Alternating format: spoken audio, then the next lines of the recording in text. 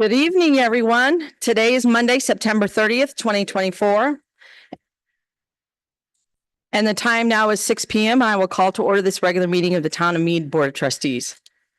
In accordance with the town's remote participation and remote meeting policy adopted by the Board of Trustees on March 13th, 2023 by resolution number 21-R-2023, remote participation will be allowed. The meeting link has been provided on the town's website and designated posting place 24 hours prior to this meeting. I'd like to remind everyone present, both in person and virtually, of the town's general guidelines for public comment at open meetings and public hearings. The guidelines are available online and at the entry table. There are 2 public comment opportunities on the agenda for persons in attendance at Town Hall to address the board. The first is limited to items on the agenda, and the second public comment opportunity allows any subject, whether it is on the agenda or not. In addition, tonight, public comment will also be accepted during tonight's public hearing, item number 10. Mary, roll call, please. Mayor Whitlow. Here. Mayor Pro Tem Cartwright. Here. Trustee Adams. Trustee Broadhead. Here. Trustee Harris. Here. Trustee Parr. Here. Trustee Schranz. Here. Mayor Whitlow, today is Monday, September 30th, 2024, and you do have a quorum. Thank you very much. With Fire Prevention Week coming up, please join me in a moment of silence to honor our firefighters that have dedicated and lost their lives protecting their communities, and also for the families affected by Hurricane Helene.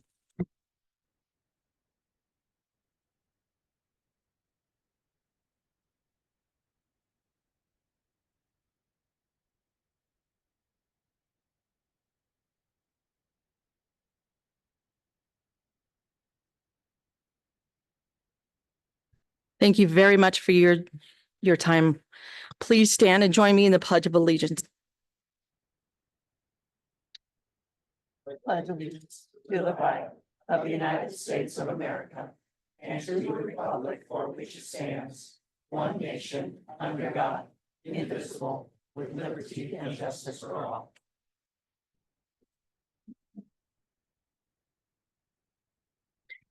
Next is review and approve agenda. I'm going to amend the agenda tonight to allow new business item number 11 to be considered immediately following the consent agenda due to our wonderful guests in the audience that we have present in the audience. Is there a motion to approve the amended agenda? I motion to approve the amended agenda. Second. Thank you. Roll call, please, Mary. Trustee Harris. Yes. Mayor Pro Tem Cartwright. Yes. Trustee Schranz. Yes. Trustee Parr. Yes. Trustee Broadhead. Yes. Mayor Whitlow. Yes. Thank you very much. We have an agenda for this evening. Next is our town manager report. Ma'am, you have the floor. Thank you, Mayor, trustees. You have my report. I did want to just add a couple things. Next week, Ritchie Brothers will be having their quarterly auction. And I just wanted to point out, just for your edification, I'm sure you know, or the members of the audience, that Ritchie Brothers, these auctions are in the town of Mead. A lot of people don't realize that, but it also is a significant source of sales tax revenue for the town, which is why I often punctuate it in my manager's report, because I think we forget that from time to time. So they're one of our very valuable businesses, as all are. But they have these quarterly auctions, and you start seeing more and more big equipment come, and then it's all gone. So it's kind of like Christmas. The other thing I want to point out, and as you all know, it is election season, and oftentimes you have candidates or businesses place signs in the public's right of way. I know our Carl Ford, who is here tonight, he's our code enforcement officer. He is on them constantly and takes them out. I spent Friday taking several out. There were several that were illegally placed in the right of way. You have probably seen signs that are supporting the Mead police tax that's on the ballot this fall. All of those large signs, the committee has received written approval of the property owners. So I can reassure you that there are no illegal signs of those. And obviously anybody can ask to have any sign in their yard, but not in the public right away.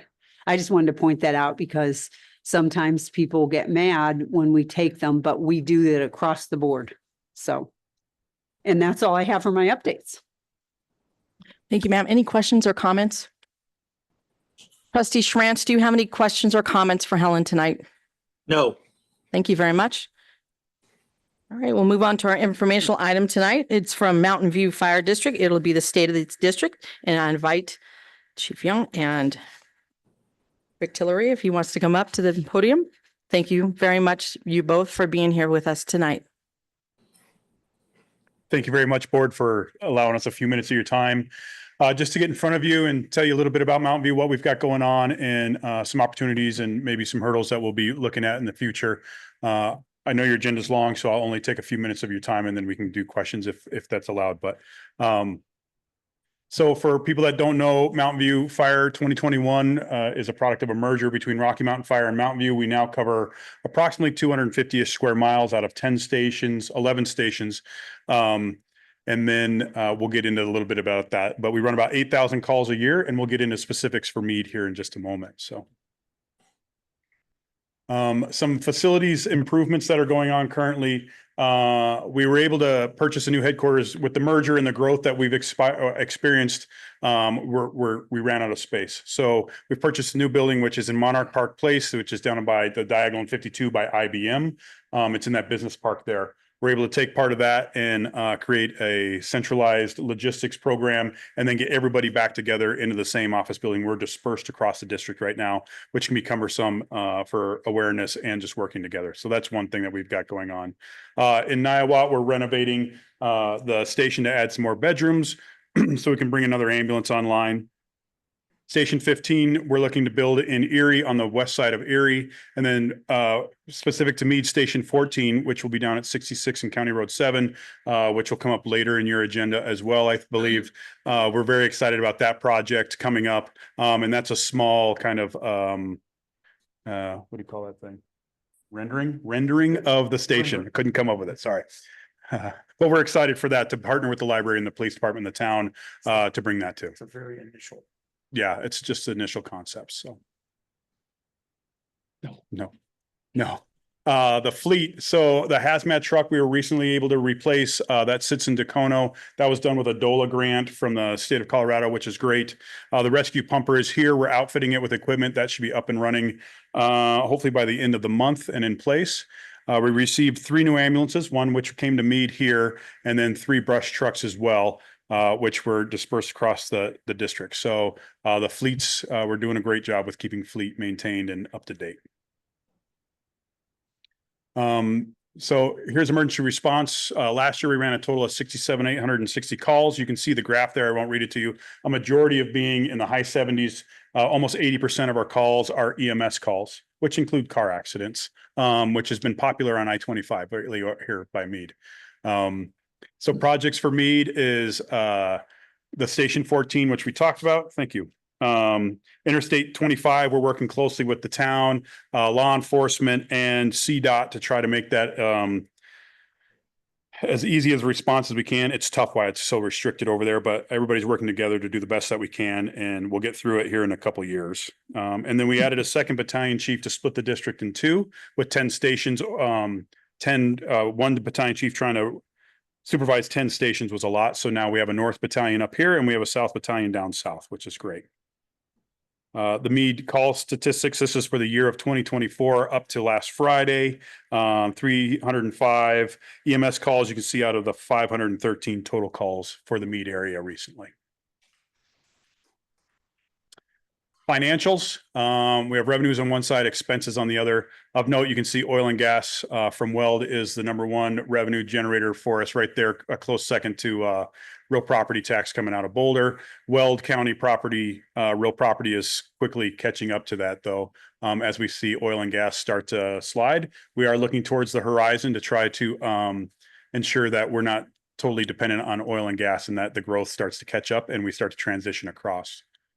For expenses, you can see that personnel is the #1 expense for us. It's about 80% of our budget. Everything else falls in line behind that. Capital purchases also being another large expense of ours, but as we all know, everything's so expensive these days. That's where that figure lies. So it's kind of our financials in a nutshell.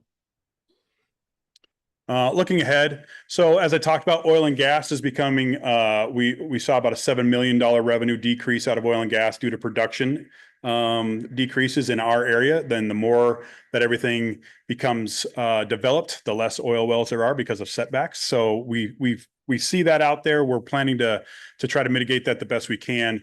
And then the other hurdle we've come up to is the new property tax legislation that just came out of the recent special session for legislation. Now that that's finally out, we're going to see how that actually gets put into practice and how it affects us.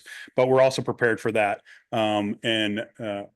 So we're not turning a blind eye to anything. We're planning for those challenges coming in the future. Staffing levels, we recently just hired a recruit class of 7. In the spring, we'll be looking to hire up to 9 more. May not quite be 9, but it will be close. And that's in preparation for Station 15 that you saw. And then we'll do the same cycle again as Station 14 gets ready to come online. We'll up staff a little bit for that one as well. That's it. Trying to make it fast for you. Thanks, Sterling. Thanks. Thank you. Questions, comments? All right. Trustee Schrantz, do you have any questions or comments? I do not, thank you. Ooh, thank you. Wow. Thank you very much, Chief. Thanks, Rick. All right, next we'll move on to our proclamations. The first one is a Community Planning Month, and I've asked Trustee Parr to read the proclamation. Community Planning Month, October 2024. Whereas change is constant and affects all cities, towns, suburbs, counties, boroughs, townships, rural areas, and other places, and whereas community planning and plans can help manage this change in a way that provides better choices for how people work and live, and whereas community planning provides an opportunity for all residents to be meaningfully involved in making choices that determine the future of their community, and whereas the full benefits of planning requires public officials and citizens who understand, support, and demand excellence in planning and plan implementation, and whereas the month of October is designated as National Community Planning Month throughout the United States of America and its territories, and whereas the celebration of National Community Planning Month gives us the opportunity to publicly recognize the participation and dedication of the members of the planning commissions and other citizen planners who have contributed their time and expertise to the improvement of the town of Mead, and whereas we recognize the many valuable contributions made by professional community and regional planners of the town of Mead and extend our heartfelt thanks for the continued commitment to public service by these professionals. Now, therefore, be it resolved that on the month of October 2024 is hereby designated as Community Planning Month in Mead, Colorado, in conjunction with the celebration of National Community Planning Month, given under Colleen Whitlow's hand and seal of the town of Mead, Colorado, this 30th day of September, 2024. Thank you, Chris. Is there a motion to approve the signing of this proclamation? I'll move to approve the signing of the proclamation. Second. Thank you. Roll call, please, Mary. Trustee Schrantz, Yes. Trustee Broadhead, Yes. Trustee Parr, Yes. Mayor Pro Tem Cartwright, Yes. Trustee Harris, Yes. Mayor Whitlow. Yes. Motion carries. Thank you for reading the proclamation. And you are all welcome to join us after this wonderful meeting to have cake and non-calorie cake. Anyway, we'll move on to our Fire Prevention Week, October 6th through the 12th of 2024. I've asked Trustee Broadhead to read this proclamation. Whereas Mead is committed to ensuring the safety and security of all those living in and visiting our community, and whereas fire is a serious public safety concern both locally and nationally, and homes are the locations where people are at greatest risk from fire, and whereas home fires kill more than 2,700 people in the United States in 2022, according to the National Fire Protection Association. And fire departments in the United States respond to 360,000 home fires. And whereas roughly 3 out of 5 fire deaths happen in homes with either no smoke alarms or with no working smoke alarms. And whereas working smoke alarms cut the risk of dying in reported home fires almost in half.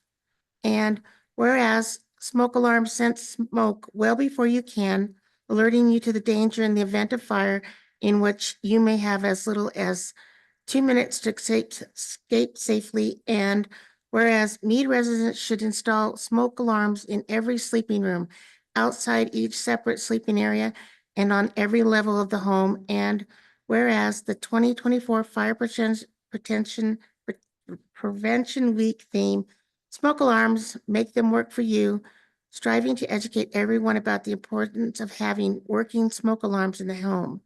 Now therefore, Colleen Whitlow, Mayor of the town Mead, does hereby proclaim October 6th through 12th, 2024 as Fire Prevention Week and urges all the people of Mead to check their kitchens for fire hazards and use safe cooking practices during Fire Prevention Week 2024.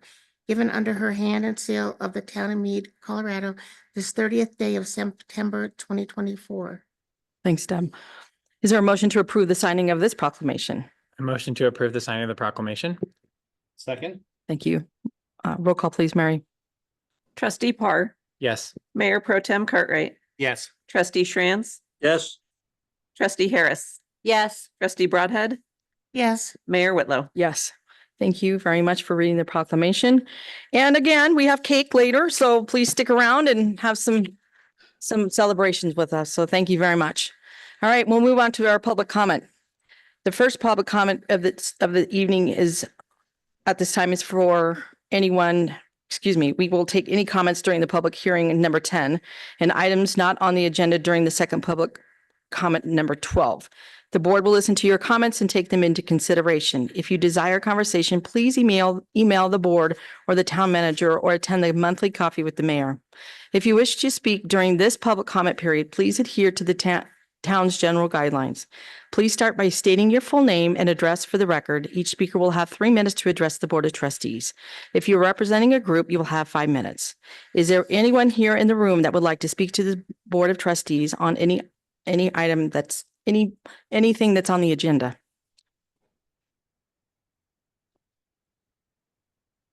Sir? My name's Carl Ford. I live at 2020 Red Cloud Road in Longmont, Colorado. I'm an employee here at the town. Recently talked to my supervisor about let me back up.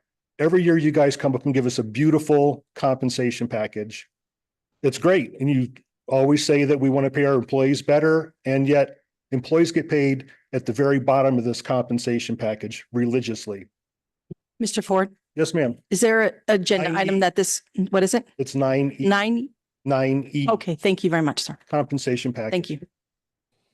So I did some research and I found that the management here gets really, really good raises every year.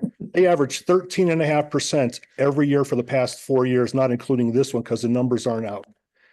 Management gets an average of $15,000 raises every year. We get between 0 and 3% every year. I was told by my supervisor I might get a 0% raise this year because he didn't like something I did. I don't understand how you guys can approve this wonderful package and none of us get to really appreciate that package. Let me find something. There's a few people here that have been working here for quite a while and some that are gone. Now, this information is public information. I have a lady named Michelle. She works over at the police department. She's been here 5 years. Her pay is at the 16th percentile of our pay scale. She is at the very, very basement of that pay scale. Janine used to work up here doing permits. She was here 9 years. She was at the 26th percentile after 9 years. And we have supervisors and management getting these huge raises, and we can't get a decent raise from them. These raises that they give us are between 0 and about $1,500 a year. That doesn't even keep up with the cost of bread. So I implore you to make sure that our management team is actually following the rules that you set up in this board, and they follow them and actually give people some decent raises for a change, because it's pathetic. Does anybody on the board have any questions? No, sir. Thank you very much for your comments tonight. We appreciate it. Anyone else here in the audience would like to speak to the board? Okay, thank you very much. Move on to our consent agenda. The consent agenda contains items which are considered routine and are approved with one motion and vote. Is there a motion to approve the consent agenda? I will move to approve the consent agenda. Second. Thank you. Roll calls, please. Trustee Broadhead, Yes. Mayor Pro Tem Cartwright, Yes. Trustee Harris, Yes. trustee Shranz, Yes.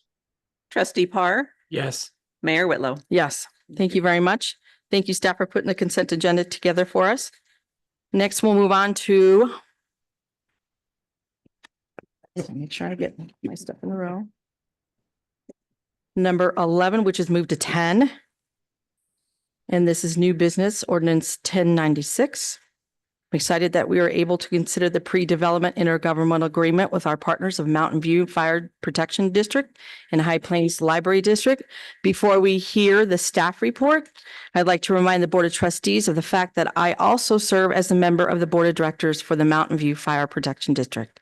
I do not have any personal or private financial interest in the outcome of this matter, and therefore I am able to participate in this discussion and cast a vote on whether I think the proposed intergovernmental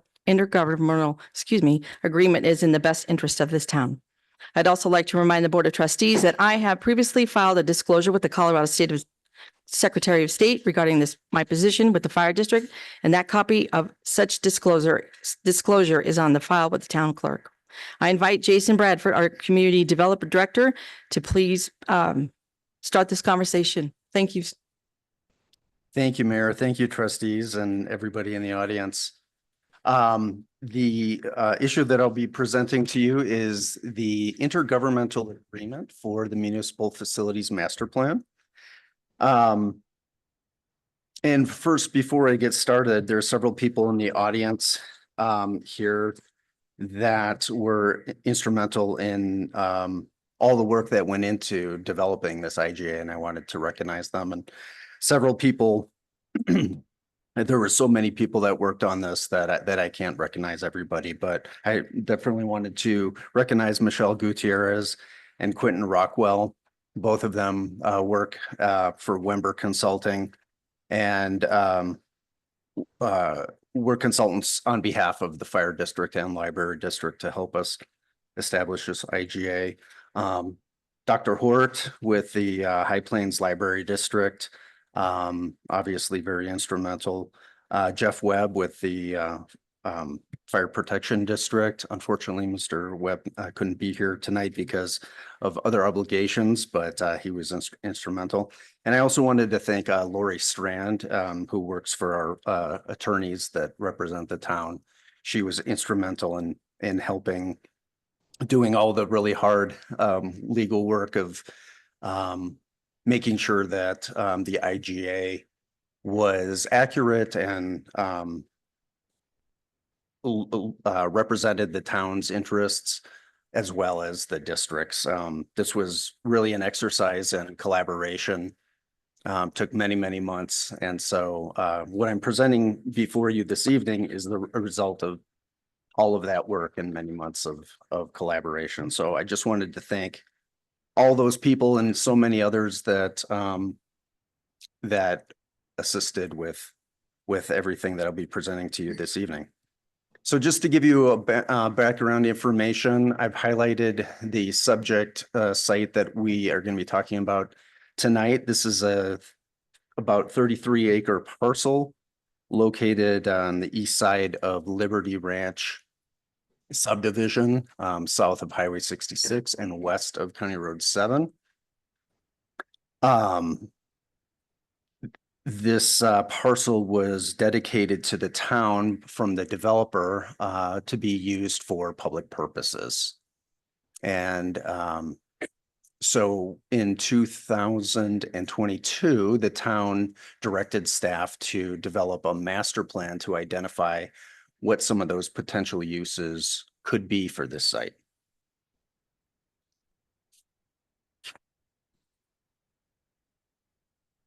After that direction, staff went out and established a public service agreement, or a PCA, that the board approved on July of 2022 with Oz Architecture.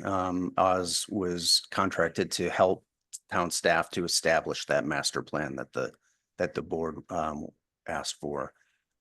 The proposed master plan determined that the property could potentially develop as lots for uses such as libraries, police stations, fire stations, recreational facilities, and uses similar to that.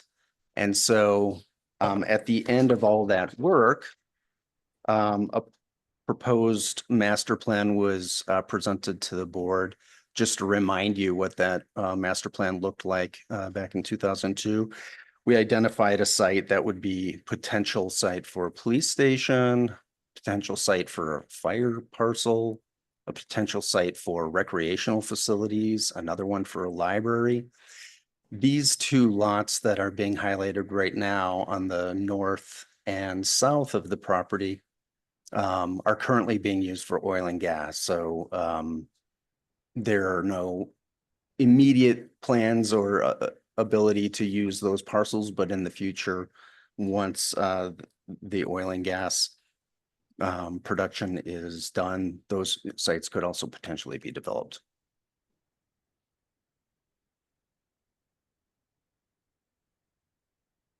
So staff presented that master plan to the board on July of 2023. The board approved that master plan, and part of that resolution was direction that authorized the town manager and the town attorney to begin negotiations with the fire district and the library district to see if we could facilitate a development for the development of the property for those two users. And that is what I'm going to be presenting to you tonight, is the result of the work that town staff and the districts engaged in. So in short, the master plan proposes, or the IGA proposes, that the town will convey 2 lots that could be developed, one for the fire district, another for the library district. And in exchange for those lots, the districts will design, they will permit, and they will construct public improvements, not only to serve their own individual lots, but also the extension of those utilities will help for future redevelopment of the rest of that remaining site. And so the IGA, after working with the districts on coming up with a plan, I wanted to highlight some the locations that were identified specifically for the fire district, which this IGA proposes a 3-acre lot for the fire district in this location here shown on the slide. And then another 3-acre lot that would be given to the library for development of that site. Again, this is just a master plan, but a potential site for a police station could potentially go right next to the fire station, which would allow for those two entities to potentially share facilities. We still are looking at the area adjacent to the park as sort of an extension of park or recreational facilities. And then again, of course, we have those oil and gas sites.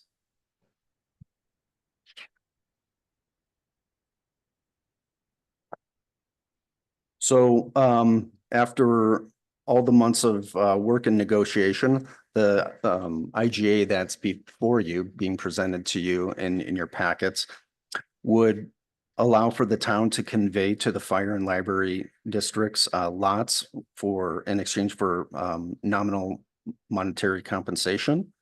And then those districts will design, permit, and construct public improvements that are required to serve these lots and help facilitate future development. Part of the agreement, the town would agree to waive administrative fees that are associated with building permits, town inspection fees, town application fees for any applications that would be required, and costs associated with the town staff work on the project. The districts would still pay building permit fees minus those administrative fees. Development impact fees and costs associated with reviews and inspections by outside consultants that the town uses, such as building inspections, attorneys' fees, things like that. So I just wanted to highlight some of the major public improvements that the IGA anticipates that the districts would construct. First, beginning with Liberty Drive, that would be an access drive that would provide access to the site from County Road 7. Also, the IGA anticipates the construction of Chaparral Street. That would be an internal street that would connect to two of the existing streets that are in the Liberty Ranch neighborhood. There would be some improvements on County Road 7 in front of the fire station lot. And also the fire district would install an emergency traffic signal at their emergency egress out of their lot on County Road 7. And at some point in the future, the town would, according to the IGA, construct a sidewalk or trail along the County Road 7 frontage along this whole property. The districts would also construct water, sewer, and stormwater drainage improvements, extend some of those lines to the site, and make improvements to some of the existing drainage facilities.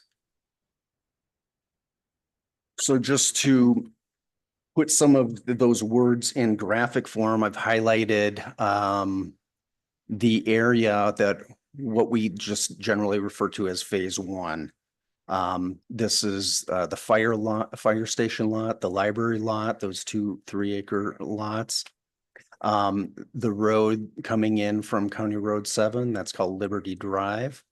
And then there's a portion of Chaparral Drive adjacent to the library lot that would be constructed.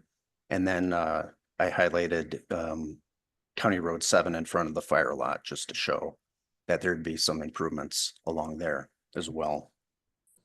This map can be a little bit disorienting. Normally, we're used to seeing north on the top of a plan. In this particular instance, north is to your right. So just keep that in mind. And then future phases of development for the property would happen when available.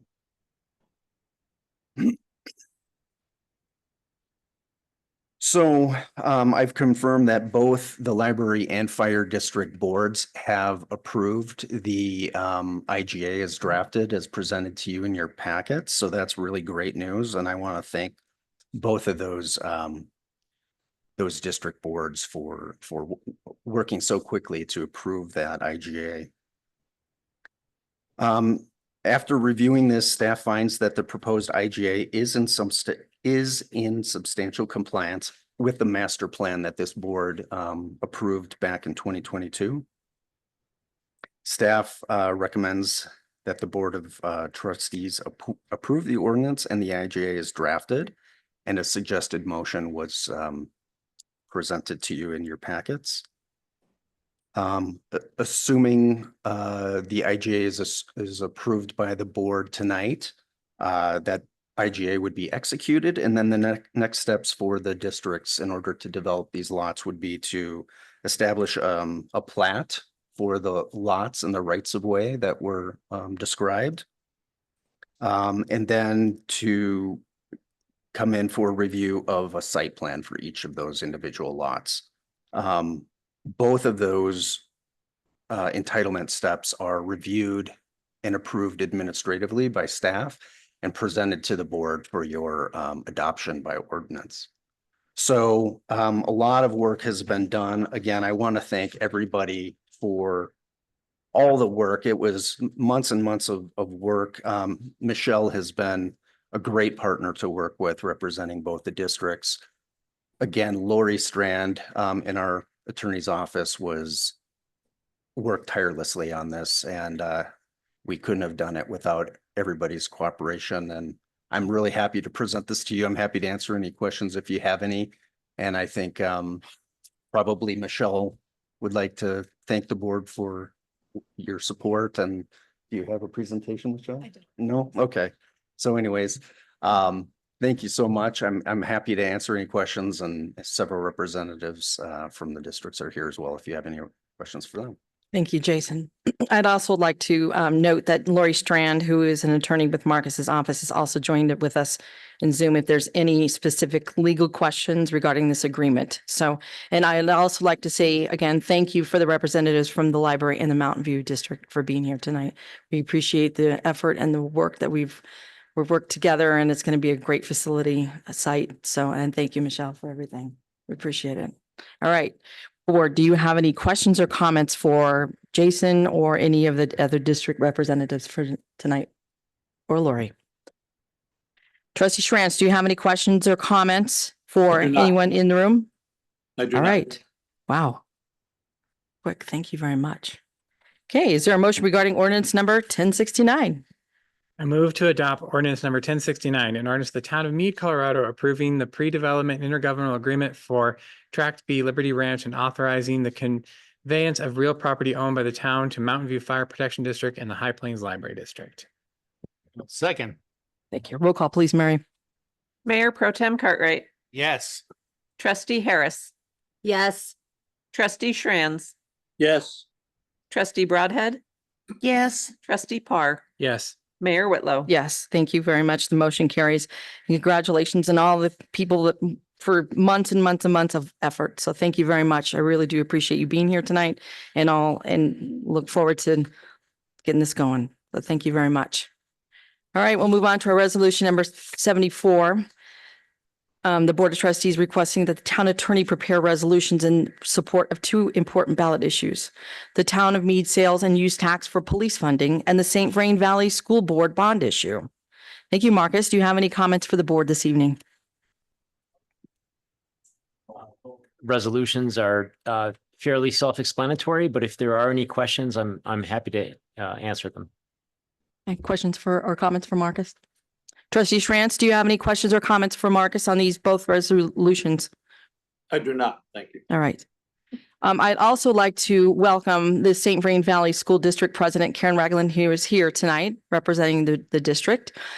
We also, at the same time, have a community meeting over at the Mead High School with Superintendent Don Haddad and the staff over there. So I'd like to say thank you once again for doing these community meetings. I'm sorry that we're spread so thinly, but I'd like to thank you, Karen, for being here tonight. Thank you. You're welcome. All right, is there a motion regarding resolution number 74-R-2024? I'll move to adopt resolution number 74-R-2024. Resolution of the Board of Trustees of the Town of Mead, Colorado, supporting passage of ballot issue 2Q, the Public Safety Mead Police Department funding ballot issue at the November 5th, 2024 regular election. Second. Thank you. Roll call, please. Trustee Broadhead, Yes. trustee Parr, Yes. Mayor Pro Tem Cartwright, Yes. trustee Harris, Yes. trustee Shranz, Yes. Mayor Whitlow. Yes. Thank you. Motion carries. And Marcus, thank you very much for doing the resolution tonight. Okay, is there a motion regarding resolution number 75-R-2024? I move to approve resolution number 75-R-2024, a resolution of the Board of Trustees of the Town of Mead, Colorado, urging the registered electors of the Town of Mead to vote yes on the ballot issue seeking approval of a $739.8 million bond for the St. Vrain Valley School District ballot issue 5C at the November 5th, 2024 election.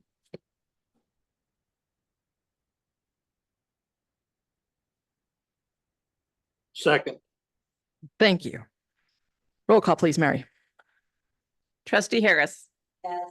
Mayor Pro Tem Cartwright, Yes. trustee Parr, Yes. trustee Broadhead, No. trustee Shranz, Yes. Mayor Whitlow. Yes. Thank you. Motion carries. Thank you again, President Karen Ragland, for being here tonight. We appreciate your time. And please extend our welcome, our thanks to the district. All right, next we'll move on to our public hearing. Tonight's public hearing is a public hearing for proposed code amendments related to renewable energy facilities that was continued from July 29, 2024 and August 12th, 2024. I will reopen this continued public hearing and the time now is 6:40. And I will turn over the floor to Jason Bradford, our Community Development Director, who will present the staff report.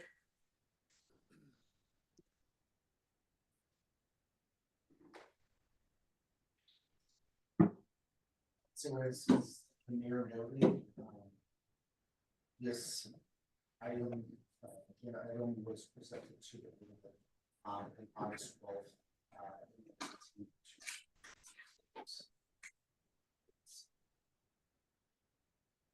And because I went through quite a bit of last meeting, this presentation is just going to be really brief. Basically, just talking about the direction of the last meeting. Questions? Excuse me, is Jason's mic on?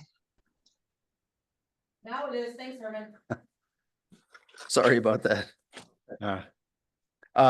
So just to reiterate, the presentation this evening will just mainly be focused on the changes that were made to the regulations that were presented to the board back in August. But I can answer any questions if you have any about the previously discussed material.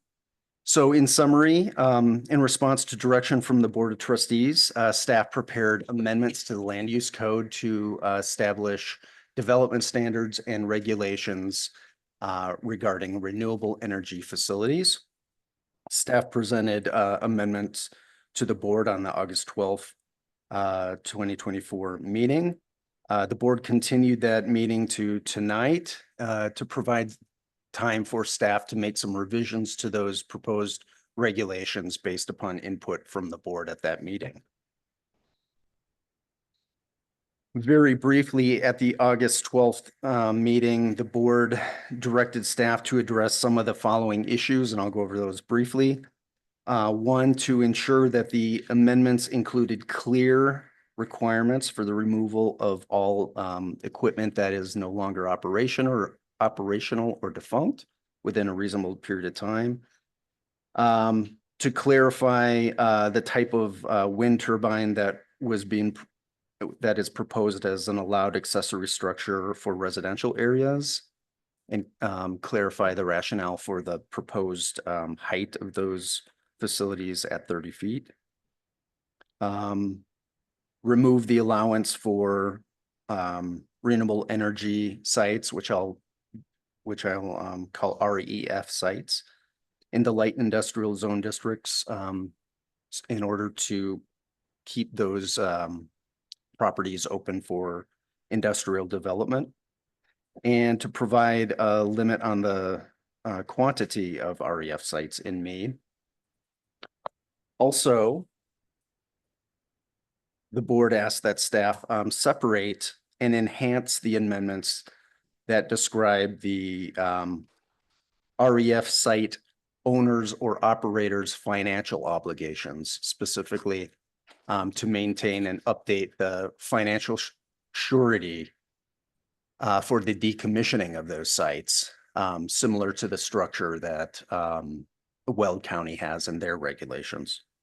And finally, the board asked staff to clarify the obligation of the owner operators to update those estimated costs of decommissioning to ensure that the owner operator of those sites paid for the cost to review and confirm those estimated decommissioning costs, and to clarify what mechanisms the town would have to assure that or ensure that those sites were decommissioned as agreed to or intended. So to address those issues, the first issue I'll talk about is a time frame for removing non-functioning equipment. So that section of code was enhanced. Section 16-1570 provides clarification on the requirement for owners and operators of REF sites to remove any piece of equipment that is no longer functioning within 3 months of failure.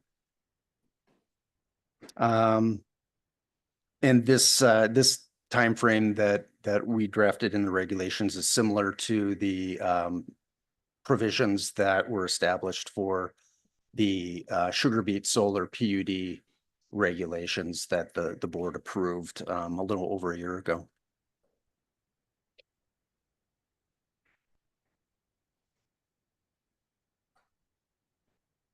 The next topic was the types of wind turbines that were being proposed in the regulations as allowed as accessory uses for residential areas. And so on the next slide and within your packets, I provided a definition of the types of vertical turbines. And I will just go and show you an example of what some of those look like, basically where the turbine, rather than a large blade that moves horizontally, these are small blades that spin on a vertical axis.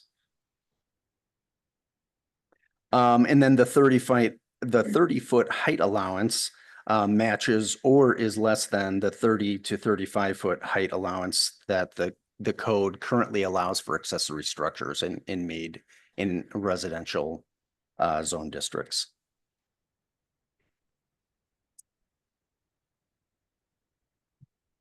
The next issue, the board requested that staff limit the allowed location of REF facilities to the agricultural zones, which staff did do. And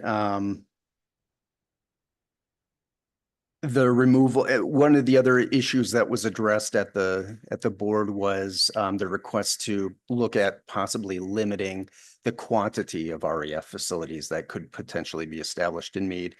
And so staff felt that by removing the allowance of these uses in the light industrial zone district and looking at the number of properties that are zoned ag in town that are currently allowed in town would inherently limit the quantity. And just to make that clear in graphic form, I included in your packets a map, and thank you to Colin for creating this map for me. This map shows those properties that are currently zoned in the town of Mead for agricultural zone districts. There's 10 of them. 7 of them are already developed, leaving only 3 that are that could potentially be used for renewable energy facilities. And one of those properties is the majority of the property is located in a floodplain. So that would inherently limit the number. And probably the most amount of discussion at the board meeting last time was in regards to the financial security. If you remember, the regulations require that the owners and operators of REF facilities would establish a financial surety that the town could draw upon if necessary to ensure the decommissioning of these sites after they'd be used.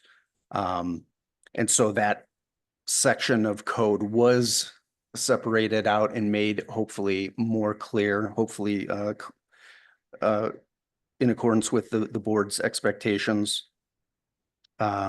These provisions have been clarified to provide that the owners and operators of REF sites must pay for an independent engineer to update those decommissioning plans, including the estimated cost to decommission the site every 5 years, beginning at the 10th year of operation.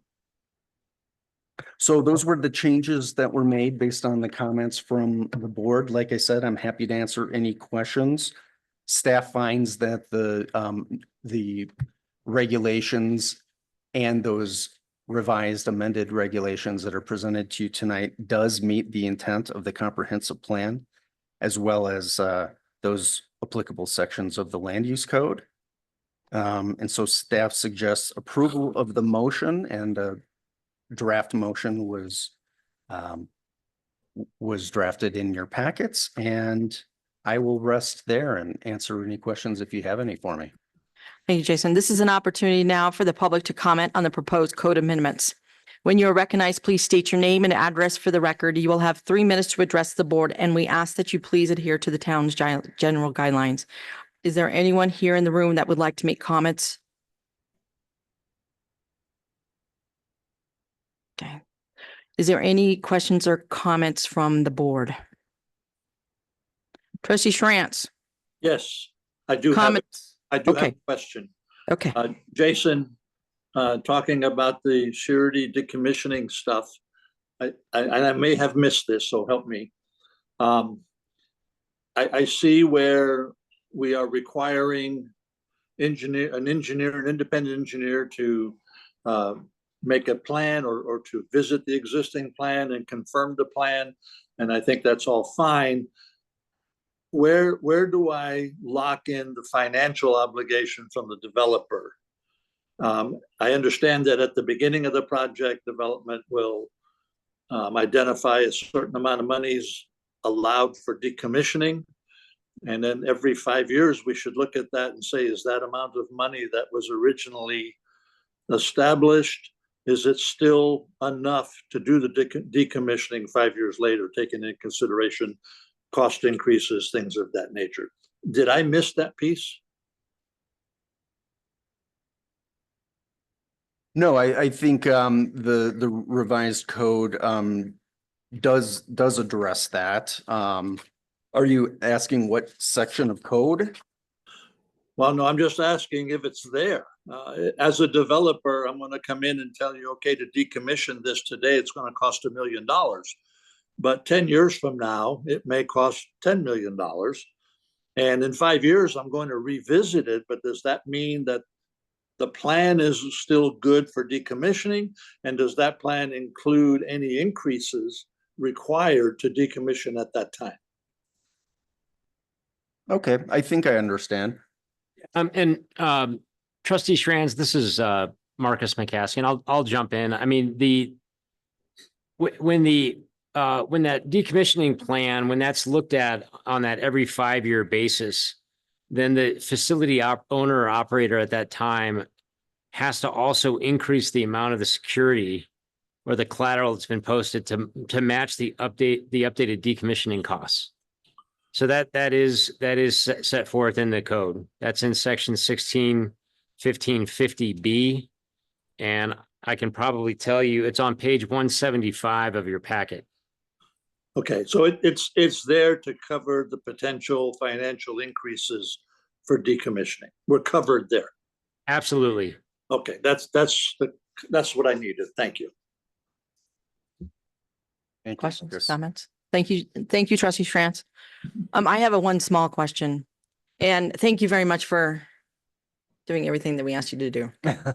My question is the ground mounted wind at 30 max and the 45 max height for the non-residential districts, is there anything that's in the code now that that we need to talk about safety features, meaning at night when it's, like these, does it have to be lit?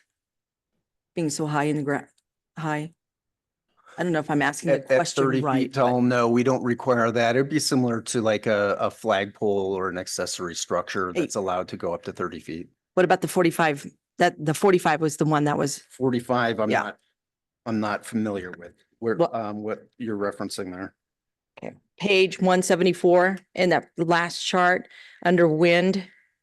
The building mount is 4 feet above the roof, 8 max above the roof for non-residential. On the ground mounted, 45 feet max in the non-residential. Oh, so that's for non-resident. I'm just asking, do we have to state for the developer or whoever puts it up for the permit is going to be safe for, I don't know, drones, planes, people? I mean, it just seems really high to have nothing up there to, at Yeah, night. these would be accessory structures, so there'd be buildings on the site already. If, we could certainly add safety features if that's the direction of the board. But like all accessory structure, the height of the accessory, so not the primary use of the site, but an accessory use of the site.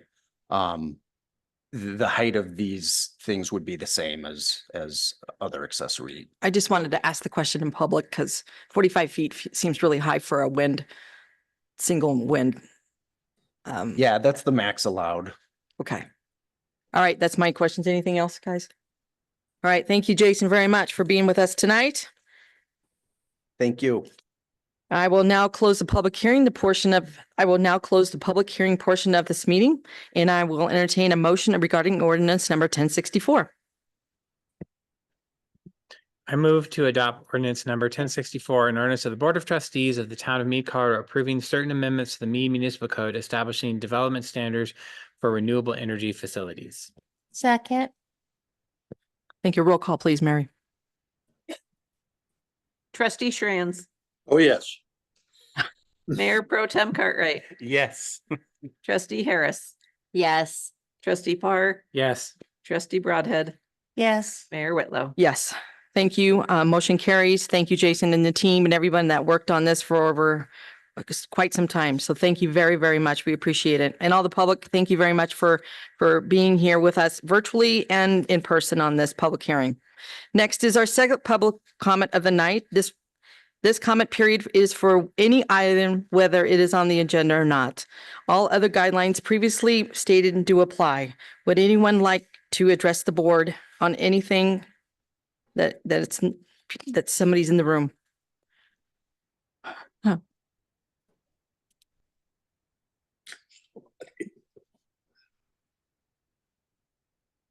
Good evening, board and the members of the community.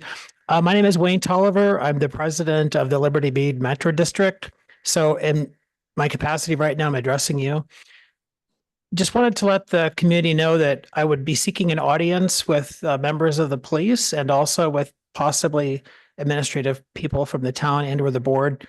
Because at Sorrento, we've been seeing increased incidences of vandalism in our community. We've also seen tagging on our public mailboxes. I've also seen the stop signs that are at the new development at the intersection of County Road 7 and 32. There's tagging going on there. Lowell Richardson, who is the property manager for the district, is a retired police chief. He believes that this is tagging from a gang. So what we're doing is I'm going to start to have conversations with folks about what we can do to increase policing. And also, if the situation doesn't improve, the board at the Metro District might want to entertain a resolution to close our parks at night, but we don't want to do so and be not in sync with what the town is doing. So I want to understand what the town is doing and what options are available to us at the Metro District as we try to get a handle on that. So that's the only thing I had to say about the public comment in my official capacity. Now in my personal capacity as a member of the community, I just wanted to voice my support for issue 2Q for the sales tax initiative for the Mead Police. Having been through the police academy, I know that they're in dire need of those funds. So I just wanted to voice my opinion. As I say, I will be voting yes on the issue. Thank you. Oh, I would like to address the park opening. They're closed from dusk to dawn. So you're in the dusk to dawn. Correct, Helen? The Mead Town Public Parks are, all the Oh. parks in Sorrento are owned and operated by the Metro District, so they can shut them down whenever they want. Okay, there you go. All right. Anyone else that would like to address the board tonight? Okay. All right, we'll move on to our elected official reports. Any of the town trustees like to report on anything? Trustee Shrantz, would you like to state for the record anything? Yes, I'd like to ask a question of staff, if they could provide a status for the employee satisfaction survey. Helen.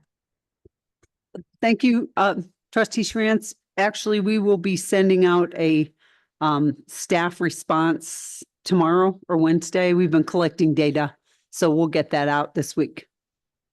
Okay, thanks. Anything else? Okay, all right.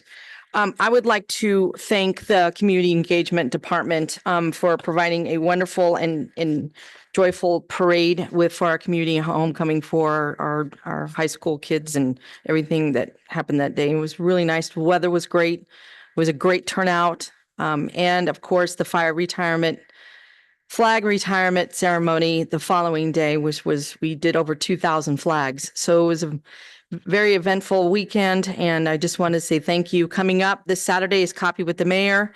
And right after that, the Mead Elementary PAC has their Harvest Day, which starts from 2 to 5 at the elementary school. So if you have some time to go over and see the little kids in their costumes, that'd be great. So it's a wonderful day for the community of Mead. So thank you very much. If there is nothing, I would ask for a motion to adjourn. So moved. Thank you. Second. Thank you. The September 30th, excuse me. Oh, sorry. Roll call, please. Mayor Pro Tem Cartwright, Yes.